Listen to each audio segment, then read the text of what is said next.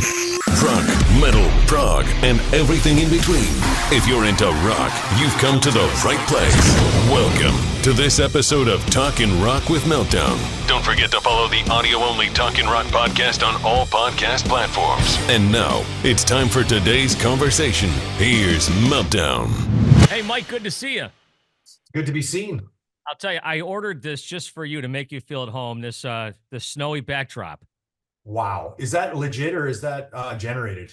No, it's legit. We're in our second day of spring, and there's like 3 to 5 inches that fell today. But I still went and played hockey this morning. Of course. Yeah, as you do. I mean, whether it's rain or shine, right? But wow.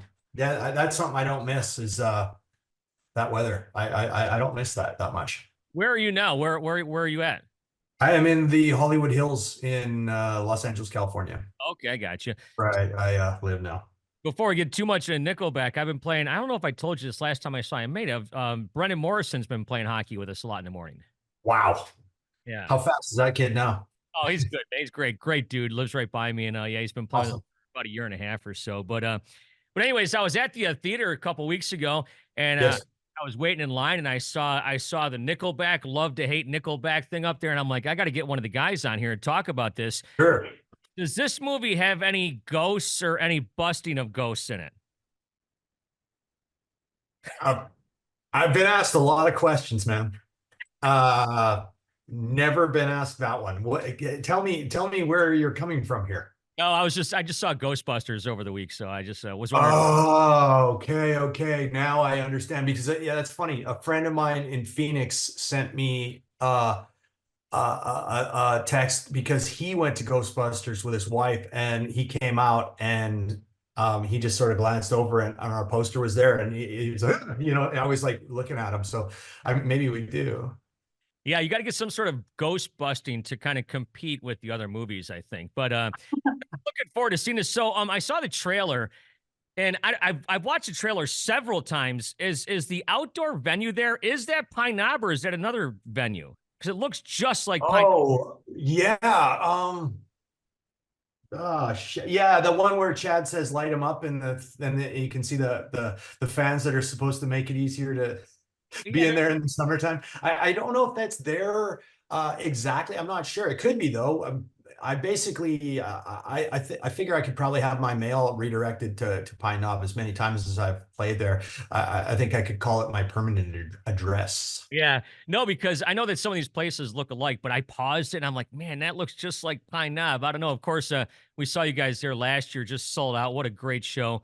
You guys are so good live. So tell us about this. Is it a movie? Is it a documentary? Where do you place this? I place it definitely firmly in the documentary category. It's the story of, it is the filling in of a few blanks and maybe telling some stories that no one knows. There definitely is that. There's a big part of, I think, sort of like the narrative that's been sort of conceived about Nickelback over the years, positive or negative, has largely been done in a vacuum because we haven't really shared that much. And I feel like some of the misunderstandings or fallacies surrounding this band may be our own fault for not telling our story. And this sort of dispels, and it dispels some misunderstandings and also tells our story sort of in our own words. And frankly, man, like our name, coupled with the word hate, has been sort of used as a clickbait device against us for so many years that we kind of decided to like grab the wheel and see how it works for us. So we're using our own name and stuff as clickbait to see what happens when we do it. Well, you guys have goofed on your own. I guess the fact that people hate you, especially with the Funny or Die thing right here in Detroit. I mean, that's just classic. That was just a classic one where you guys dressed up as people from Detroit. Yeah. But before you guys went out on tour last year, if I'm not mistaken, I know I interviewed Chad. And at one point, I guess somewhere along the line when he was doing interviews, he's like, yeah, I'm going to stop stop talking about how much people hate us or whatever the case is. But now you got this movie, Love To Hate Nickelback. So now you're kind of back at it again. Well, it's, you know what, the thing about it is it's like, not to fat shame, but it is the 800-pound gorilla in the room. And I don't mind addressing it myself. And that's why I'm kind of doing the rounds on this stuff, is because I'm like the I guess I've never really taken any of that very seriously. It's never really it's hurt me and my family, as you'll see in the documentary. That's a spoiler alert. But now I don't really care about it, and now I kind of want to use it. I always tell people, and I think I've told you this before too. It's like Chad doesn't care what you say about Nickelback when he's peeing in his gold toilet. Well, that's sort of, one of the sort of misconceptions. This thing is kind of designed to dispel or to clean up, is that that Nickelback is more than just a monolith brand golem thing that's stomping around the world playing arenas and doesn't care about what anybody says. Actually, we are people who have feelings and hearts, and when people started coming at us, it did hurt. It really, really did. I can't lie. And we just want to kind of communicate that we're people just like everybody else. We're four pretty ordinary guys that have a extraordinary job. We get to do something that's really, really fun for a living. And the term hate is often used regarding things, in the sort of without getting too therapist-y, in the cultural lexicon, hate is something that really doesn't mean hate, because hate means sort of you want to destroy or kill something. And maybe there are people that would say that, but the truth is it's a mild annoyance compared to things like starving to death or people literally trying to kill you. You know what I mean? Like that I'll put hate on that. If somebody's trying to murder me or my family, yeah, I hate that. I hate that person a lot. But if somebody plays a song that I think I've heard too many times, I can't put it in the same frame. That's right. And it's funny, as just like a derelict DJ looking from the outside. And look, I've been here for your guys' whole career. As a matter of fact, I remember I saw a clip where you guys were talking about, Ryan was talking about it, about the first time that Chad brought him How You Remind Me. And it's funny because my boss at the time, I'll give him credit, Troy Hansen, he came up to me and he said, this song is going to be a huge hit. And like Ryan said in the film, he's like, I thought it was pretty good. And I thought it was pretty good too. But all of a sudden, that kind of changed your guys' lives, didn't it? Well, yeah, and How You Remind Me was a weird one, because we at the point that we recorded that, we were still very much the underdogs that were probably never going to make it, just because no one really ever makes it in this business. Playing music for a living is a pipe dream to begin with. To have the most played song in the world. I actually have the award. It's not in this office. I wish I had it here to show it to you. But we got this World Music Award from 2001, most played single in the world.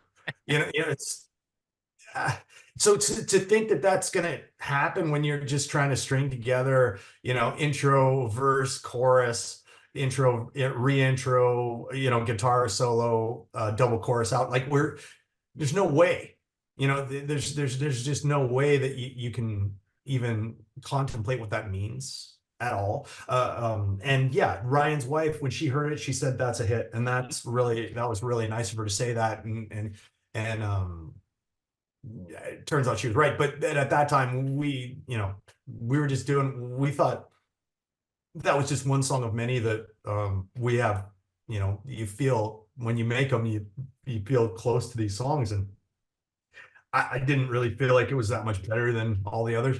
But then, another friend of mine, I played it for him, and I'll never forget. He said, I played him the rough, the rough mix of How You Remind Me. And I stopped the track, and he's a musician as well and a songwriter in Vancouver. And I remember he just said, he just looked at me and he's like, that's got millions written all over it. And I was like, really? Okay. All right. Turns out he was right too, but I didn't really take it that seriously. None of us really knew what we were getting into. when we recorded that song, when we recorded that song, and also when, you know, we went out to support it, you know, put out the record, and you know, we couldn't see any of this stuff coming. And besides, we didn't know what that even meant. Like, we'd seen, you know, documentaries about rock bands before, Song Remains the Same and all that stuff. And it's not, you know, there are going to be moments that are crazy like that, you know, flying around on jets and playing rock shows and whatever. But you don't really know till you get there what it's really like. Yeah, because you just mentioned that. I mean, Rockstar is like a song. The first time I heard it, I'm like, did Kid Rock have a co-writing role in this? Because that seemed like a little bit. That one seemed to come out of a little bit left field, and that's a huge monstrous hit for you as well. Again, not something we saw coming. And the truth is that Rockstar was our final single on All the Right Reasons, and we it was the seventh, I think seventh single, I think it was, that we put out off of that record. And seventh number one, by the way. Wow. Whatever that, you know, like, just on that album, it's such a crazy situation. But I call that one the Aloha single. You know, it's like when you're going through an album, what we call, like, not to get too inside baseball, but you know, you're an album cycle. You know, like you're in the promotion of an album. You know, you work your singles until you kind of think you're done, and you're about to ready to move on, and you release the last single, which is the Aloha single, which is, you know, it's just the one that, you know, probably isn't gonna be a smash hit. It's just the last one. You know, maybe it's the last picked one, maybe not, but it's the last one you put out. And we had this really clever promotion team in London who, you know, we were pretty happy with our performance of the rest of the record, but they got this idea that I think they stole from our dear friend Alice Cooper, which was how he broke himself in England, which was, do you know the story of how Alice Cooper broke? No. Okay. So no, not he's from here, of course. Of course. I know he went and played at in Frank Zappa's front yard at 7 a.m. one time, but go ahead. There's several things that you know, unorthodox approaches. His manager is a dear friend of mine, and Al's a dear friend of mine as well. What they did was they recognized a really peculiar social condition in the UK, which is the UK. It considers itself to be very prim and proper, very you know, just very appropriate. You know what I mean? No one swears there, of course. You know, no one says anything inappropriate or does anything. It turns out they're a bunch of perverts like everybody else. But never mind that. Everybody behaves as though they're very prudish. You know, on the record, you know, off the record, there is eyes wide shut parties everywhere. But anyway, you know, so what Alice and his team did was they set up you know, those A-frame trucks that they put on, like, glass or marble slabs or whatever. They took one of these ones and they put 2 billboard posters like that, right? So, you know, when the truck was driving, on the sides, you would see the same billboard from either side. The image on that billboard was Alice totally naked with a boa constrictor snake wrapped around all his naughty parts. And they took that truck, and, you know, just driving it around was enough because everybody, they were aghast. You know what I mean? Like, everybody's, you know, doing the Scarlet O'Hara. Oh, I never. Of course you have. You know, whatever. But anyway, they took it and then drove it to Piccadilly Circus, which is one of the biggest, you know, most busiest intersections in central London. And then the truck broke down and the driver left. I think I remember this. Yeah. Yes. You know, the story comes out that what the driver did was, you know, he just basically turned the engine off, threw the keys, got under the hood, disconnected the battery, and split, because that's what his job was. So anyway, then they leaked to the news in Britain that there was this outrageous, you know, this is the 70s. I think, early 70s. Yeah. And so there's this outrageous billboard that's in Piccadilly Circus, and no one can get rid of it, and everybody's seeing it, and oh heavens, what happens if, so basically he was a star. That he outraged everybody, so everybody wanted it, right? And this promotion team, fast forward 30 years or whatever, our promotion team, who I don't think they were a part of that effort, but they could have been. I'm not sure. But they decided that what we would do is, if you've seen the Rockstar video, you know that we had sent a camera crew to the Playboy Mansion and got the Playboy, the girls from the mansion on camera and all that. And there was this narrative crafted that we at the Playboy Mansion had created this billboard that was just so depraved. It was just so bad, so sexy that no one should ever see that. So we're going to ban the billboard was banned in the UK. The song was banned in the UK. The video was banned in the UK. None of it true. All a lie. And what happened was it shot up the charts. It went to #1. Everybody couldn't get enough of the song. And yeah, we became stars there. And then that, as usually the case is, if something breaks in the United States, it breaks everywhere else. In this case, which has been, and this has happened, like Bob Marley broke in London, numerous Alice, broke in London, and then it spread from there. But yeah, so from then on, Rockstar was sort of it became kind of a little bit of a surprise smash, because we used a system that clearly it showed real opportunity, and I just thank that team for coming up with that one. And at the same time, we were in the studio trying to finish the next record. Like we were already, that's how far this had gone. We were just finishing the next album, and we had to jump on the plane to England to play a UK tour to support Rockstar, which really didn't need any support. Rockstar just supported us, and that was just, that was the funny story of Rockstar. And Kid Rock's in that one. He's in that video as well, as he should be, along with Billy Gibbons. But when you said it's your Aloha song or whatever, it's like I thought that just afforded you enough money to buy a house in Maui or something. That's what I thought that meant. You know, it very well might have.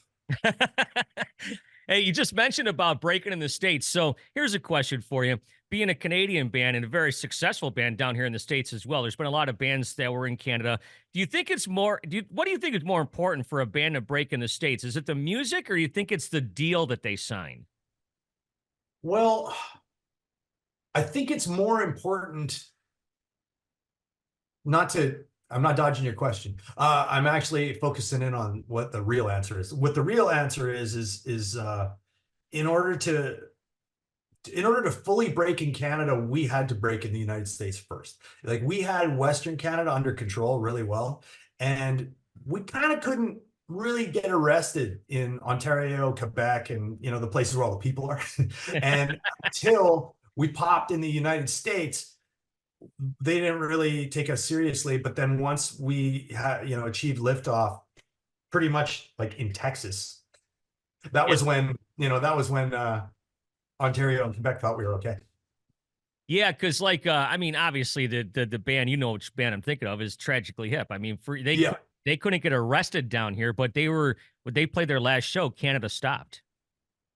Yeah, I was at one of those.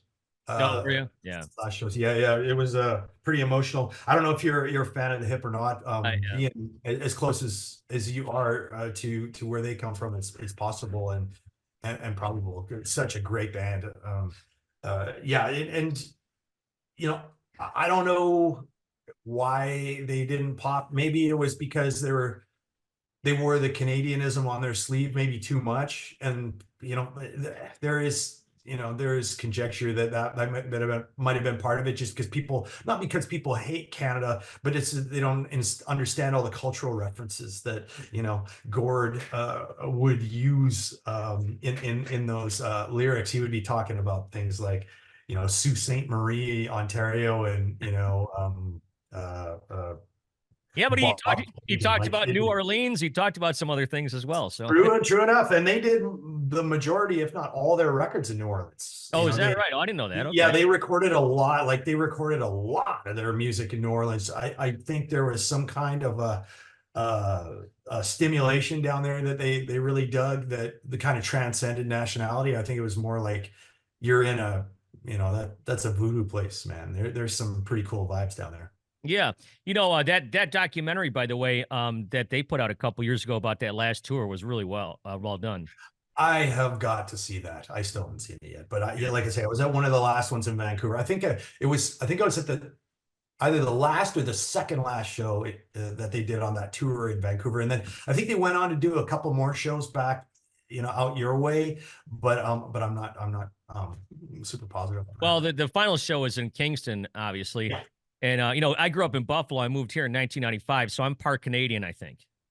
Yeah, by proxy for sure. You're not far off. You're pretty much right there. Yeah, you just mentioned that those guys recorded a lot of their records in New Orleans. Did you guys always record in the same spot, or have you guys kind of jumped around, and did the different vibes produce different results for you guys?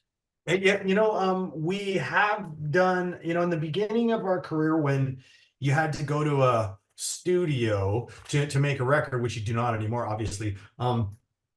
We did record in studios in Vancouver. All the famous ones. We were in those.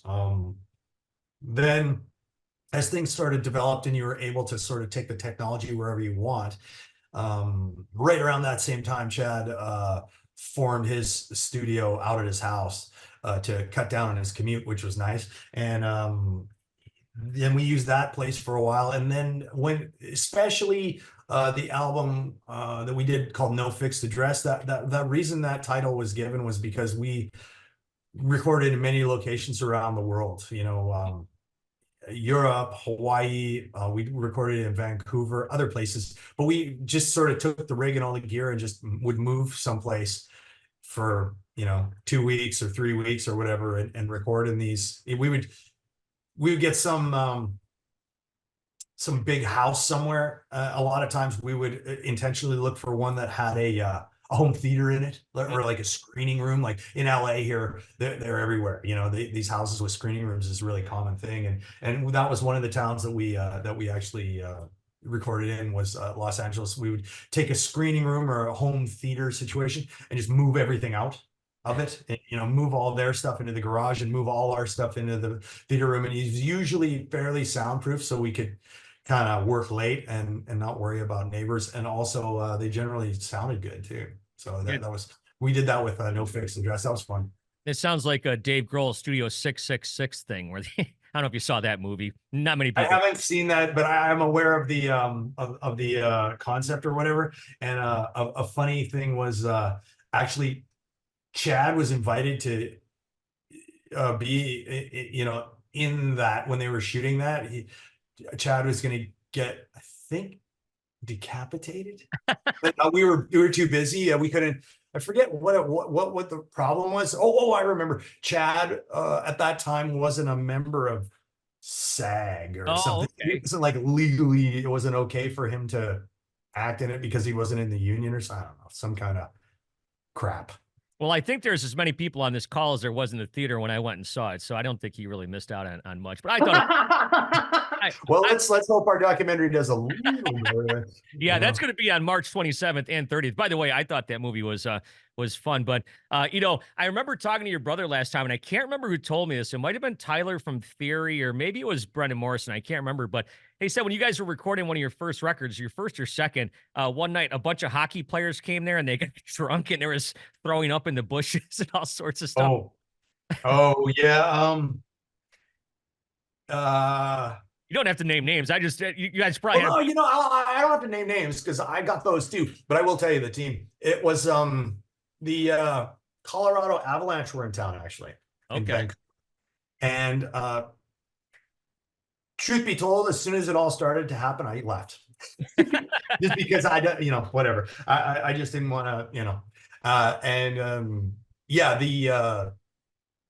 the boys from Colorado were feeling much mirth, and I think we had already ruined our chances with hanging out with the Vancouver Canucks. I think there was a no hanging around with Nickelback rule because what happened to the Colorado boys was, as hockey players do, as you know, occasionally play guilty. Wink. And I think the entire first and second lines of the Colorado Avalanche were playing guilty against the Canucks the next night. And as you know, playing with a hangover can have one of two effects. It's either you play great because you're determined and maybe a little pissed off, or your body doesn't work right and you suck. Yeah. And plan B is what happened to Colorado. They just got shellacked by the Canucks the next day. And I think Colorado got the, I think the Avs got the no more hanging around with Nickelback memo after that one. So, Hey, speaking of hockey players, Connor McDavid was on stage. Did he inducted you guys, right, to the Canadian Music Hall of Fame? Is that right? Correct. That is right. He's become a really good friend over the years. And it's cool to kind of be an indirect sort of participant in his greatness. You know what I mean? Like, because he calls us his friends and we call him our friend. And he's been really good to us over the years. And, they ask him, who do you want to induct you into the Hall of Fame? You get to choose something. Oh, nice. And so he was our choice. And then, when the Oilers were hosting the Heritage Classic in October, he was, as captain, he was asked, who the team would like to have play, in the game, and what rock band or what band would be, their preference, and he chose us. So it was pretty damn special coming from Hanna, Alberta, to play the Battle of Alberta, an outdoor version at Commonwealth Stadium in Edmonton was pretty sexy. Now, that's obviously a high point in your career, but if I remember back, didn't you guys open up the ceremony at the Olympics one year, right? We closed it. Oh, closed it. Okay, yeah. How cool is that? Well, let me tell you a story about it, because it was this is, having done what I've done, done this thing, it's busy, met so many people, had so many things happen, few traumatic brain injuries. I can't remember everything. But I'll never forget this. So what happened was we were invited to play the closing ceremonies of the 2010 Olympics in Vancouver. And that was totally awesome. The other boys all lived in the Vancouver area. I had flown in from Maui, where I was living at the time. They were on a tsunami watch that day where I lived, which was crazy. I was watching like surveillance cameras, watching the ocean to see if it was gonna, oh, brother, that was a whole other part. But so what happened that year is, I don't know if you remember, but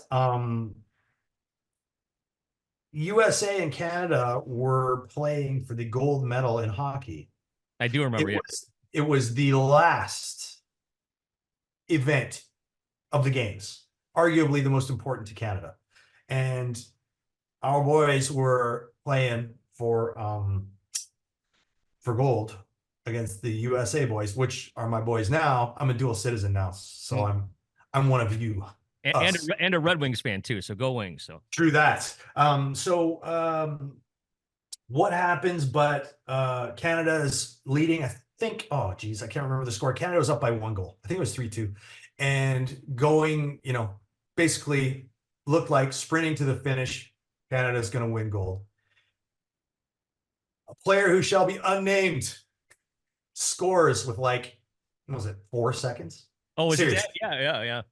Yeah, you know who that was. It was amazing. But we were in the room. We were watching the game, and we just barely got tickets in the nosebleeds because we didn't buy tickets in advance, and they put us in, just shoved us in there, probably kicked out some poor people and got us some seats. But we watched the game, and anyway, so I believe initials is ZP scores with about 4 seconds left. Sucked every breath of air out of that. You could hear a pin drop in there. Like, I could have heard somebody fart at the other side of the arena when he scored that goal, because at the same time that the whole audience was aghast, like just couldn't believe what just happened. It looked like we were getting our gold medal stolen from us, because now you got 4 seconds to score and win. It's probably not going to happen. You're going to overtime. So we found out later, of course, at the same time, all the training staff was running into the dressing room to round up all the champagne and all the championship T-shirts and hats that they were going to wear for the press conference afterwards. They had to get all that shit out of there because now we don't know who's going to win. Then open overtime, and another name, unnamed hockey player with the initials SC went on to score in overtime for Canada to pull off the win. And having been through the emotional journey, we were, like, I almost puked when when USA scored, to take it into overtime. I just about vomited, and I wasn't the only one. You could look around and everybody's just like, like you just couldn't believe it. And then when they scored to win the gold medal, we didn't even get to see the ceremony being presented because we had to run out the back door across the street into BC Place, the soccer stadium across the way, which is where we were to play our song for the closing ceremonies. And after having gone through all that shit, to get in front of 70, 80, whatever, how many thousand people and play, I think we just played Burn It to the Ground. I think that's it. And it was like a cakewalk. We were like, we can do anything now. We lived through that, like I can't even imagine what it was like to be on the ice there. Oh my God. Or the bench. That's just terrible. That had to have shaved years off everybody's life. But so we played the thing and then went out with the boys and Gretz and everybody after. That's unbelievable. Brother, it was insane. But the thing that was funny was we were having dinner with Gretz and the boys afterwards, and somebody came up to us and was like, hey, just like pretty cool night, right? Canada wins the gold medal, hooray. We get to play, awesome. And the guy goes, yeah, but there's one more thing that you probably don't know that I should tell you about. And we were like, can this get better? And he goes, yeah, actually, as a matter of fact, it can get better because your viewing audience for your performance was over 1 billion people worldwide. And we were just like, we kind of thought 80,000 was okay.